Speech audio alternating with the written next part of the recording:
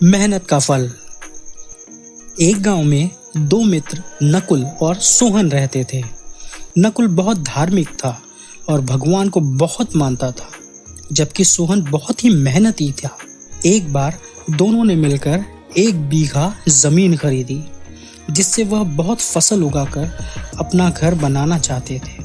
सोहन तो खेत में बहुत मेहनत करता था, लेकिन नकुल कुछ काम नहीं करता था, बल्कि मंदिर में जाकर भगवान से अच्छी फसल के लिए प्रार्थना करता था।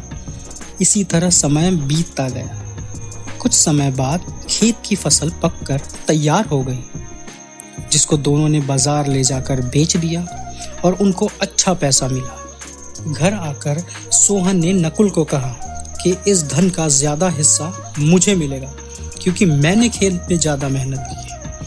यह सुनकर नकुल बोला, नहीं, धन का तुमसे ज्यादा हिस्सा मुझे मिलना चाहिए, क्योंकि मैंने भगवान से इसकी प्रार्थना की, तभी हमको अच्छी फसल हुई।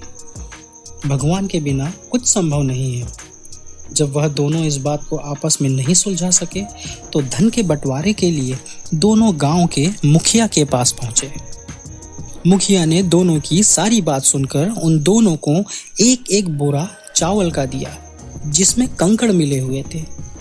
मुखिया ने कहा कि कल सुबह तक तुम दोनों इसमें से चावल और कंकड़ अलग करके लाना, तब मैं निर्णय लूंगा कि इस धन का ज्यादा हिस्सा किसे मिलना चाहिए।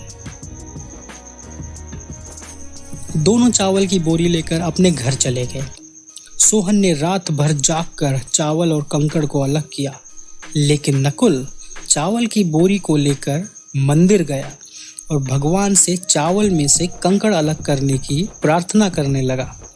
अगले दिन सुबह सोहन जितने चावल और कंकड़ अलग कर सका, उसको ले जाकर मुखिया के पास गया, जिसे देखकर मुखिया खुश हुआ। नकुल वैसी की वैसी बोरी को ले जाकर मुखिया के पास वापस ले आया।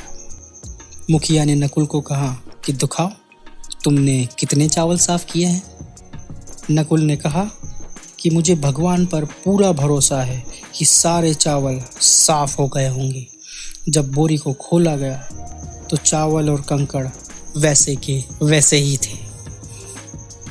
जमींदार ने नकुल को कहा कि भगवान भी तभी ही सहायता करते हैं जब तुम मेहनत करते हैं। जमींदार ने धन का ज्यादा हिस्सा सोहन को दे दिया। इसके बाद नकुल भी सोहन की तरह खेत में मेहनत करने लगा और अब की बार उनकी फसल पहले से भी अच्छी हुई। सीख। इस कहानी से हमें यह सीख मिलती है कि हमें कभी भी भगवान के भरोसे नहीं बैठना चाहिए। हमें सफलता प्राप्त करने के लिए मेहनत करनी चाहिए।